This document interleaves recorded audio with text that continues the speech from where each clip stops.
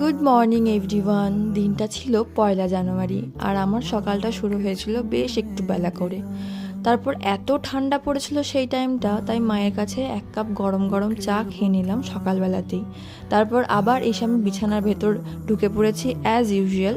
তারপর মনে হলো যে না, একটু পড়াশুনো করা যাক, তাই একটু বই নিয়ে বসেছিলাম। আর তখনই গরম গরম মা দিয়ে গেল কলাই সেদ্ধ। এটা আমাদের এখানে খুবই ফেমাস একটা মুড়ি খাবার বলতে গেলে। আর আমার খুব সর্দি লেগেছিল, তাই একটু গরম গরম খেয়ে নিলাম। তার একটু পরেই দেখছি ভগবানের প্রসাদ নিয়ে চলে এসছে, তো সেটাও একটু পেয়ে নিলাম বছরের প্রথম দিনে। আর আজকে ছিল আমাদের একটা নিমন্ত্রণ, অন্নপ্রাশনের একটা বাচ্চার, তো তাই জন্যই রেডি হচ্ছিলাম খেতে যাওয়ার জন্য। আমি আর আমার বাবা বেরিয়ে পড়েছিলাম নিমন্ত্রণ খাওয়ার জন্য।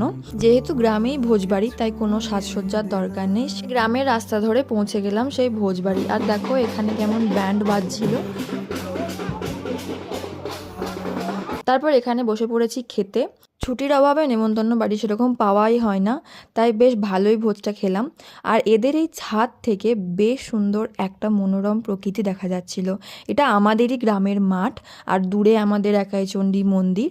তো তারপর খাওয়া দাওয়া শেষে এখানে আবার একটু ব্যান্ড বাজা শুনে নিলাম। এখন ধরেছি বাড়ির পথ। আর দেখো ছাগলটাকে কি সুন্দর জামা পরিয়ে রেখেছে। আর শীতের দিনে রোদের মধ্যে ছাদে শুতে তোমাদের কার কার ভালো লাগে একটু বললো তো।